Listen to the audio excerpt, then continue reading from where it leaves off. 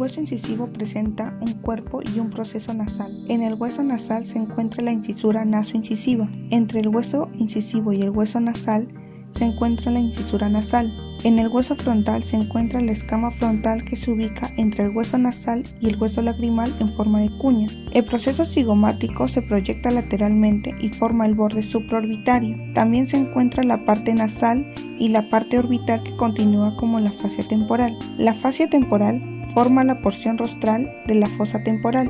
El hueso parietal junto con el hueso occipital y el hueso frontal forman la bóveda del cráneo. El hueso interparietal se encuentra entre el hueso parietal y el hueso occipital. El hueso occipital posee su parte basilar, que se encuentra rostralmente al foramen magno, y lateralmente en el límite con la bula timpánica se abre el foramen magno. Su parte escamosa se encuentra por encima del foramen magno, dorsal a los cóndilos occipitales y parte lateral del hueso occipital. Su parte lateral se encuentra a los lados del foramen magno, formando los cóndilos occipitales, y lateral a los cóndilos occipitales se encuentran los procesos paracondilares. El hueso temporal posee su parte escamosa en la cara externa de la escama temporal. Emite lateral y rostralmente el proceso cigomático que con el proceso temporal del hueso cigomático. En la base del proceso cigomático se encuentra la articulación temporomandibular. Su parte petrosa se encuentra en la parte timpánica del hueso temporal y la escama temporal. Su cara medial, que mira hacia la cavidad craneana,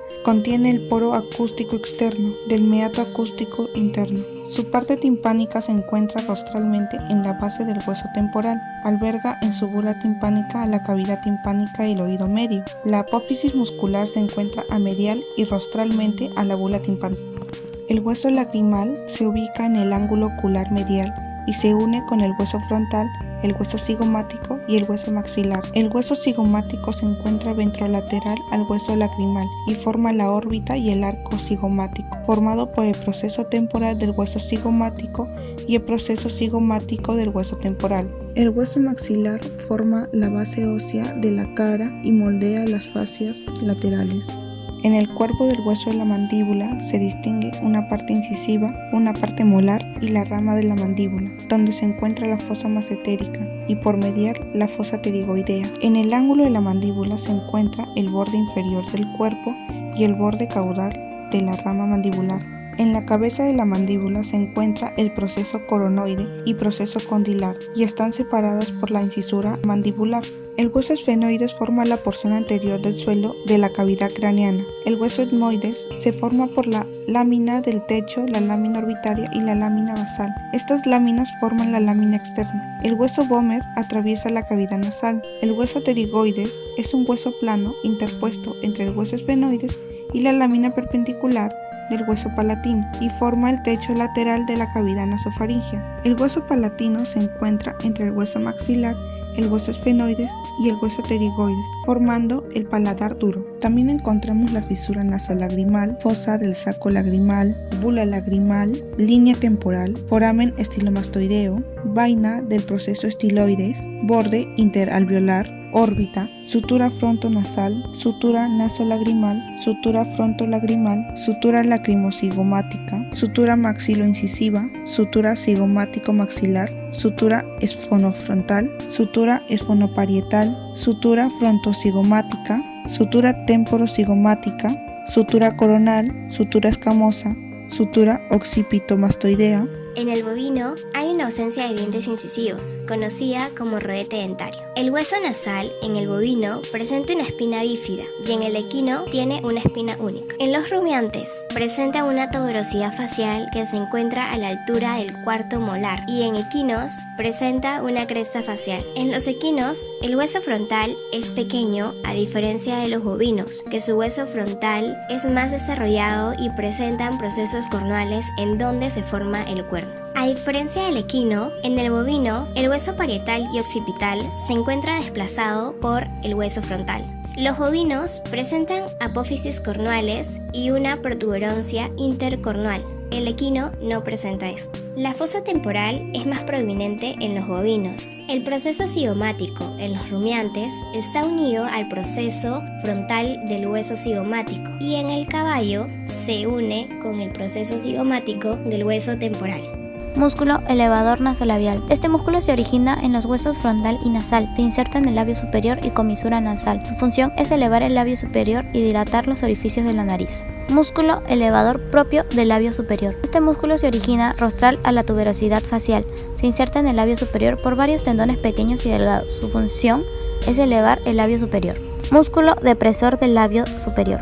Este músculo se origina rostral a la tuberosidad facial, se inserta en el labio superior y su función es deprimir y retraer el labio superior. Músculo bucinador. Este músculo se origina cara externa del maxilar, se inserta en el ángulo de la boca. Su función es retraer los ángulos de la boca, interviniendo así en la masticación y aplanando las mejillas. Músculo depresor del labio inferior. Se origina en el borde alveolar de la mandíbula, se inserta en el labio inferior.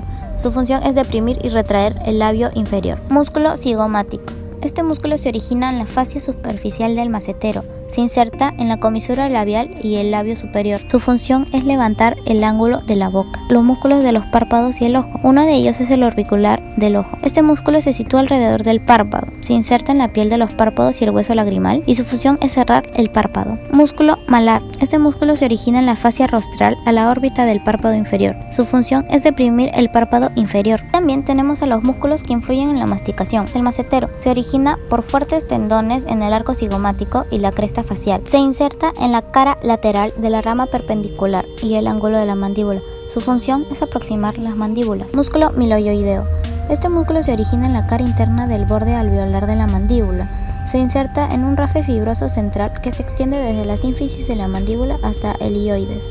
Su función es sostener la lengua. El músculo incisivo se origina en el arco alveolar, se inserciona en el músculo orbicular de la boca y su función es elevar y contraer el labio superior. El músculo orbicular de la boca se origina en el músculo orbicular y su función es el cierre de la boca. El músculo elevador del labio superior se origina con variaciones en el hueso maxilar, se inserciona en el labio superior y su función es elevar y retraer el labio superior en una acción unilateral. El músculo canino se origina en el rostral de la cresta facial o en el tubérculo facial. Se inserciona en el lateral del hollar y su función es dilatar los hollares o retraer los labios superiores. El músculo cigomático se origina en el arco cigomático, se inserciona en el músculo orbicular de la boca y su función es retraer la comisura labial. El músculo cutáneo de la cara se origina en el espacio de la mandíbula, se inserciona en el músculo macetero